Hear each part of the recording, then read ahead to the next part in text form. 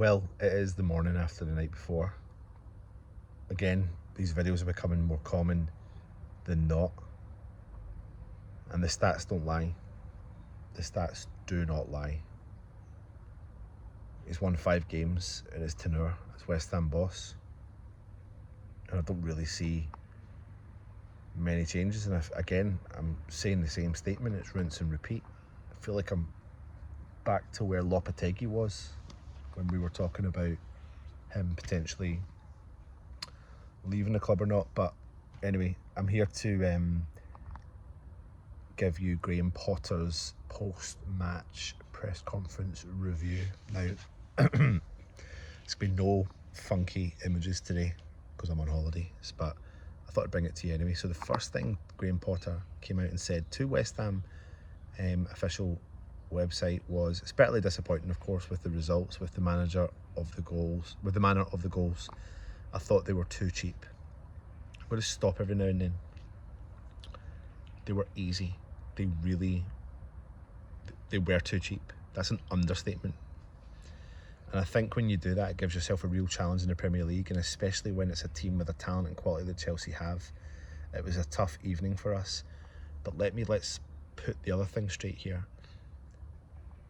You're praising Chelsea with the talent and the quality that they have,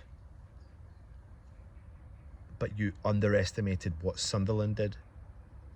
This is where I'm baffled and dramatically concerned. I think it's probably set the tone. Their first goal, again, too easy, too cheap, and then we're probably fine margins. What else can you say about that? He then said, we're unlucky not to go 2-1 up. We scored a good goal, a good reaction from the players, but then again, their second goal was a poor goal from our perspective.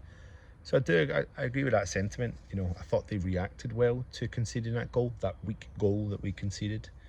But it was obviously disallowed. Then what did they do? They reacted and then they pushed on. You see, we have to do a lot better than that. I think the players will be honest enough to say that. We have to do better. And then once you're behind in the game, you're caught between going after them and putting some pressure on, and at the same time getting played through because of the quality that they have. But nevertheless, I thought we can say what we want. When you concede the goals that we did, it makes them nigh on impossible. Again, I'm referencing Potter, the difference between your post-match press conference to the post-match press conference you gave against Sunderland, and you keep talking about the quality that they have, but you didn't say that about Sunderland. And they did have quality. But the problem, I think, here really is we're not equipped. We are nowhere near equipped for this league right now. It can happen in football. Of course it can. This is what he says. Goals happen, and we're in a moment where the week we've been in has been a really difficult week. There's no getting away from that. So psychologically, we've got some challenges we have to work. We've got a game on Tuesday at Wolves in the Carabao Cup, and I think this is good for us. Well, I'm not going to lie to you. I'm dramatically concerned about that because we're weak. We are weak. And teams know that. And they're going to go for the jugular. They're going to go for the jugular. We need to prepare and move forward to that. We have to stick together. There's no point in me pointing fingers and all that stuff. Collectively weren't good enough today. We have to take that responsibility together, and we have to move forward and work harder. Again, no shit, Sherlock. But there is things all throughout that need to change. He goes on and he says, we have to dust ourselves down. No one's going to feel sorry for us, and they shouldn't do. We know today wasn't good enough. We know today we need to do better. And we have to make sure we're ready to play Wolves. It's as simple as that. But no, we're disappointed today, of course. We're bitterly disappointed because the fans were there. They were there with us, and we've let them down in terms of the goals we've conceded, and in the end, the result we've given. You can say that again because the fans did turn up in an abundance. And you can see how far West Ham go when you get all these stark reminders of when you go on holiday, for example, where I am in Spain, and the amount of West Ham fans you see. And that's really without West Ham trying to get that worldwide reach.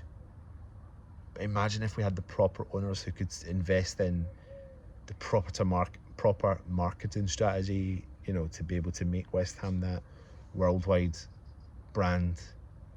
And I know some fans might say, well, we don't want that because we'll lose our soul. We've lost our soul. We have lost our soul in an abundance. It's wild. It's wild. He goes on and he says, I'm upset. This is my life. This is my career. I've got a family and kids. I'm a normal person just like you. I know the supporters, obviously, they're gutted after the game like this, but I assure you, we're all feeling the same. But that's sport. That's sport at the highest level. We can't feel sorry for ourselves. We have to dust ourselves down. We have to go again. It's as simple as that. So I agree with that. Yeah, everyone is human, and I do believe that nobody deserves abuse, etc. In terms of how we've equipped ourselves for this season, we haven't. And that's the part that baffles me and confuses me, how you can think you're ready for the season with the squad that you've got and be part of a minority that think the squad you got is capable. To potentially speak out and say we've got to do better with our squad is a bit patronising, because it's obvious, but it's also obvious that your squad's not capable. It's also obvious that you're not really sure what you're doing.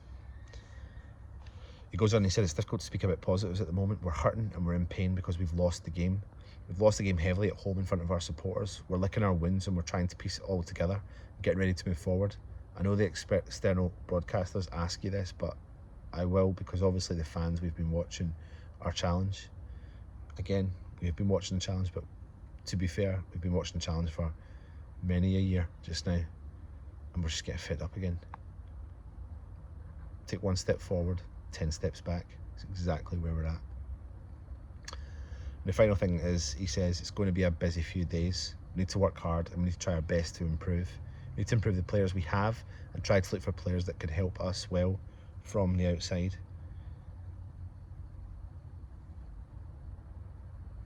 Here's my fear, even on the basis of that. That statement makes me believe we're going to be trying to be active in the transfer market. Why are we active now? Why are we waiting to this point to be active? For me, I'm hoping it's not too little too late.